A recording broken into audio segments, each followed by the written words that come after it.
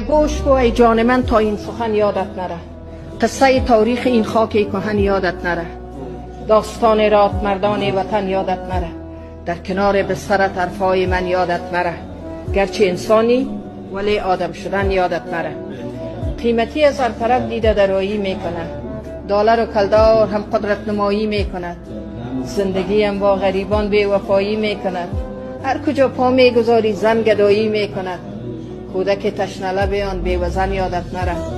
روز شب دیدم که طفلان در فغان افتاده بود، از خیال نازکشان رنگینان افتاده بود، گویی که سنگی ستم از آسمان افتاده بود، داستان ناتمام فقر زن یادت نره.